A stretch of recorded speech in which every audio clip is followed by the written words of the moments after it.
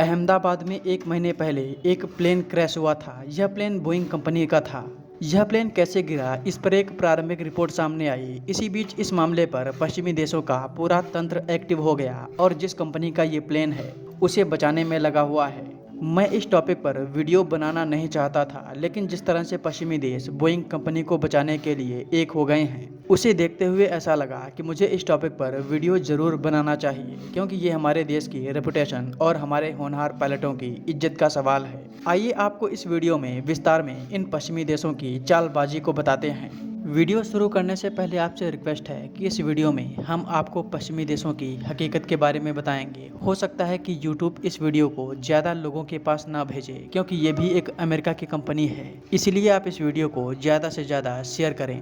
12 जून को अहमदाबाद में एक विमान हादसा हुआ था। जो विमान क्रैश हुआ वो बोइंग कंपनी का था। ये अमेरिका की बहुत बड़ी कंपनी है। इसका अंदाज़ा आप इस बात से लगा सकते हैं कि अमेरिका जो 6th जनरेशन का फाइटर जेट बना रहा है, उसे अमेरिका की यही बोइंग कंपनी लीड कर रही है। खुद डोनाल्ड ट्रंप ने इसकी जानकारी दी थी। I'm thrilled to announce that at my direction, the United States Air Force is moving forward with the world's first 6th generation fighter jet. Number 6, 6th generation.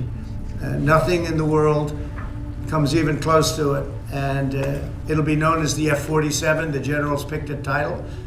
अब आप समझ सकते हैं कि अमेरिका और पश्चिमी देशों के लिए ये कंपनी कितनी इम्पोर्टेंट है और इसे बचाने के लिए ये पश्चिमी देश किसी भी हद तक जा सकते हैं। और यही अब देखने को भी मिल रहा है। भारत के अहमदाबाद में जो विमान गिरा था, रिपोर्ट में बताया गया है कि वो कट ऑफ होने की वजह से गिरा था, यानी उस विमान के इंजन की फ्यूल सप्लाई रुक गई थी।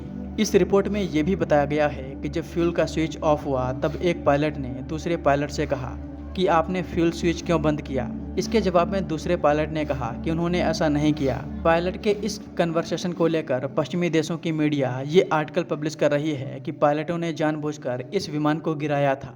ये सब बोइंग कंपनी को बचाने के लिए किया जा रहा है, क्योंकि जो पायलट मर चुके हैं उस पर कुछ भी आरोप लगा दो, वो खुद को डिफेंड करने नहीं आएंगे। जिस बोइंग कंपनी को ये पश्चिमी देश बचाने की कोशिश कर रहे हैं, जरूर उसी कंपनी की कोई गलती है जिसकी वजह से ये प्लेन गिरा है।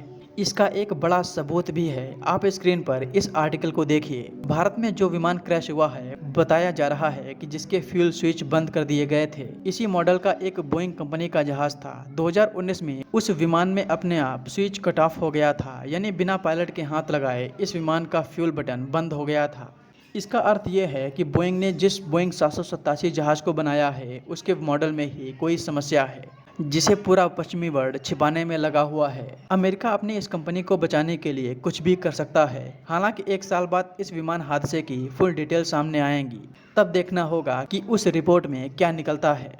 दोस्तों, आप इस मामले पर क्या सोचते हैं, हमें कमेंट बॉक्स में ज़रूर बताएं। मैं वाकई में जानना चाहता हूं कि इस मामले पर एक भारतीय का क्या कहना है।